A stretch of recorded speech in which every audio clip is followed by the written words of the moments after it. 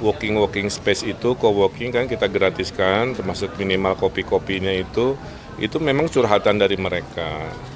Ya, kawan-kawan, tema hari ini bersama komunitas ekonomi kreatif UMKM kan, Jakarta kan harus punya gagasan ekonomi baru, dan ekonomi baru itu paling kenceng ada di ekonomi kreatif. Motornya kalau kereta api itu adalah ekonomi digital, ya. Ekonomi digital kita dengan penduduk sebesar ini masih kalah banyak dengan negara-negara lain.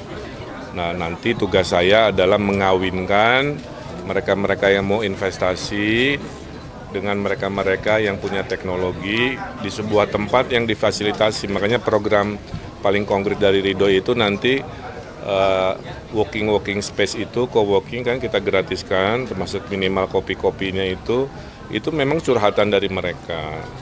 Kemudian lapangan pekerjaan dari konsep makro sampai konsep padat karya, pasangan Ridho ini siap menghadirkan 1 juta lapangan pekerjaan kan. Pengangguran kan 350.000 ya, dalam 5 tahun 1 juta lapangan pekerjaan baru, mudah-mudahan bisa diserap oleh warga Jakarta.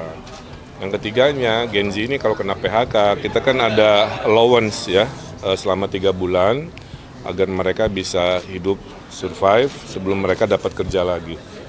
Kalau itu masih bikin stres juga, ada apps dan mobil curhat, tempat cerita.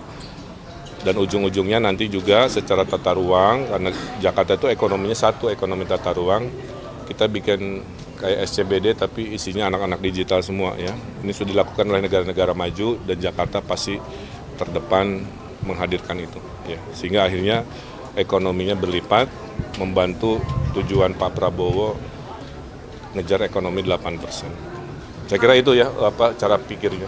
Kalau coffee shop ini jadi di seluruhnya itu gratis apa nanti dipilih gitu coffee shop? Ya harus yang ditunjuk, harus yang ditunjuk. Termasuk nggak di coffee shop aja, kalau ada kantor-kantor pemerintah, kayak kemarin saya ke Glodok ya, di depan tuh ada Pasar Jaya, itu 2 lantai atasnya kosong.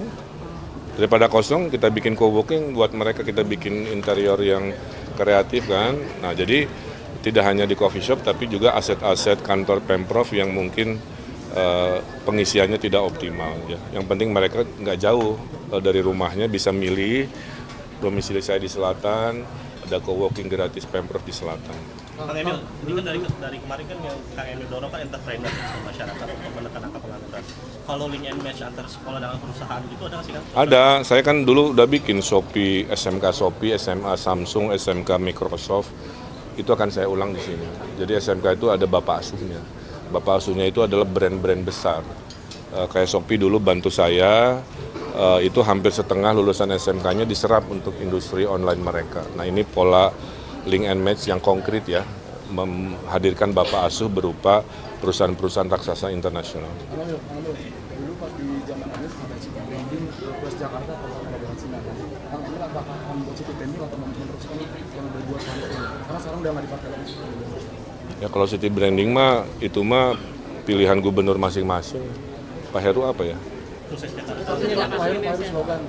Ya, jadi artinya ini yang nanyanya di sini soalnya suka aneh saya itu ya, yang nanya di sini tapi muka harus ke sana ya.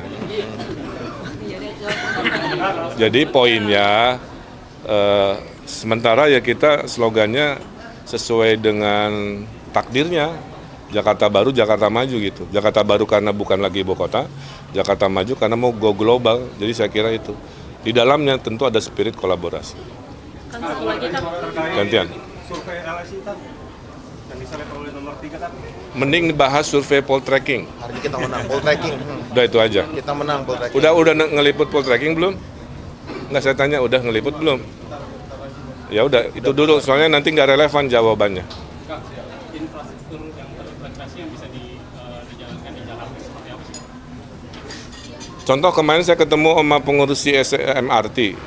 Itu MRT sendiri Bang, itu minimal di atas MRT itu ada potensi ekonomi 3-5 triliun. Dalam bentuk perkantoran, dalam bentuk perumahan, dalam bentuk pusat bisnis. Jadi itu contoh infrastruktur nggak hanya stasiun doang ya, tapi men-trigger yang namanya pendapatan baru di titik-titik stasiun infrastruktur. Nah itu yang akan dorong dalam kebijakan gubernur nanti. Kang Emil tadi Terkait soal tentang inflasi itu bagaimana Apa? Inflasi. Iya, apalagi kan tadi juga kan sebelum kesini Kang Emil sempat berusukan juga ke pasar-pasar. Masih ada kayak catatan tentang bahan pokok, misalnya mahal, tapi harga jualnya itu nggak sesuai dengan pas dia beli bahan pokok itu. Nah itu gimana sebenarnya indikator? Ya, kan saya udah pengalaman 10 tahun ngatasin inflasi. Satu, koordinasi dengan tim pengendali inflasi daerah. Kedua, anggaran selalu disiapkan. Kalau harga ayam naik, harga sapi naik, itu anggaran turun untuk menstabilkan harga. Yang ketiga, kan ini program yang favorit warga hasil surveinya di Poltreking hari ini.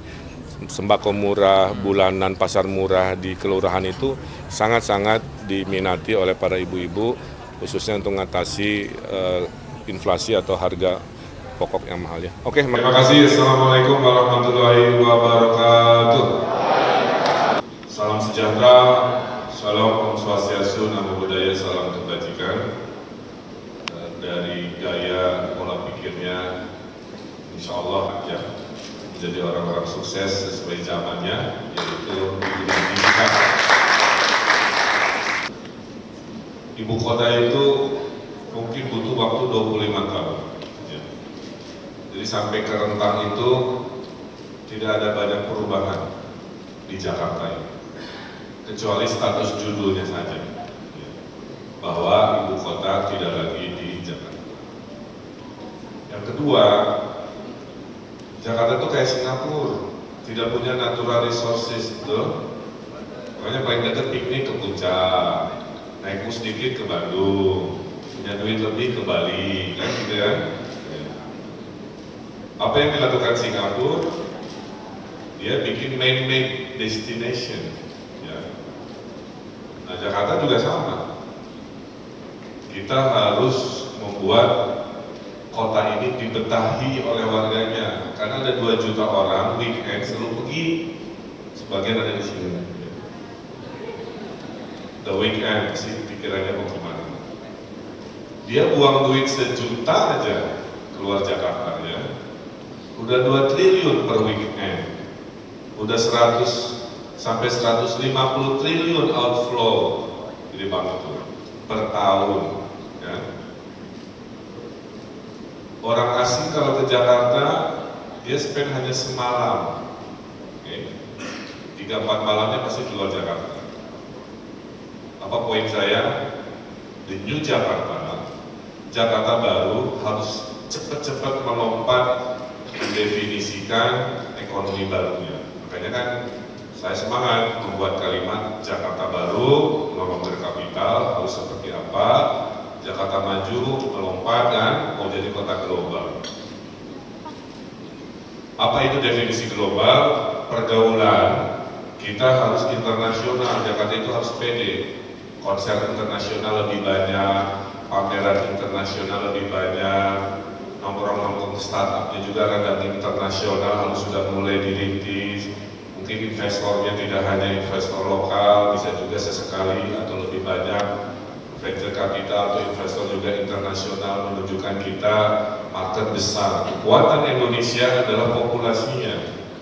Ya. Hanya Indonesia di 2045 yang 70% warganya anak muda. Pertanyaannya, si 70% ini pilihannya 2, jadi mesin negara di Pak Edi, atau jadi beban negara, mobilnya minta bansos. Betul?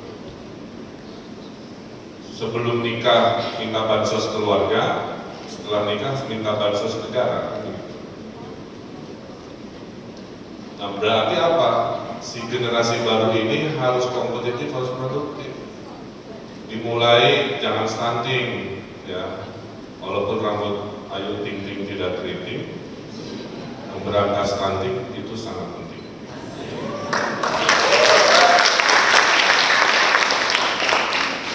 Makanya makan bergizi ini dipuji oleh orang asing. Saya ketemu beberapa orang muda. Ridwan, your project, your president project, investing to the brain of the next generation is important. Yang kedua, ekonomi Jakarta menjadi 3 dalam imajinasi saya. 1, trade dan services. Okay. Makanya saya visinya membangun CBD baru, ya. Tidak hanya di pusat kota, CBD di utara di Ancol, CBD di Kelapa Gading, CBD di selatan, CBD di barat dan lain sebagainya. Dan mimpi saya, sedang saya hitung, salah satu CBD-nya itu nanti tenannya hanya untuk startup dan digital bisnis aja, ya, insya Allah ada. Biar setelah nongkrong-nongkrong di kafe, mereka punya kantor dan komunitas, satu kolam, satu frekuensi, ketemu di bawah, langsung nyetrum, punya gagasan baru, kan begitu. Kalau mau pintar, bergaul dengan orang-orang pintar, pasti ke bawah pintar, betul? Kalau mau juli, bergaul dengan orang-orang nyinyir, ya, pasti ke bawah juli, hidupnya negatif, segera diprotesin, pengennya ngejek orang, jempolnya nyinyir, dan sebagainya. Tapi kalau mau optimis, bergaulnya dengan Ridwan Kamil, insya Allah hidupnya optimis. Yang kedua adalah ekonomi kreatif yang motornya digital. Makanya kita ada tahun saya mereformasi dengan digital. Ini boleh sambil Google. Ada operator. Simplifikasi. Gimana mensimplifikasi ya digital? 1000 desa miskin. Setelah 5 tahun desa miskin saya habiskan tinggal 0. Ya, alhamdulillah. Gimana caranya? Digital lagi di desa. Jadi kita ngasih makan ikan pakai HP, karena orang-orang desa itu pakai e-fisheries, ya. Itu kan apps. Jadi tukang lele curhat, Pak, saya kalau ngasih makan ikan, kolam saya banyak, lagi hujan, itu apa? Celele. Yang dilakukan adalah IoT-nya masuk ke HP, HP dipijit, sensor bergoyang, melontar makanan. Mau 10 kolam, mau 20 kolam, nggak ada masalah. Ya.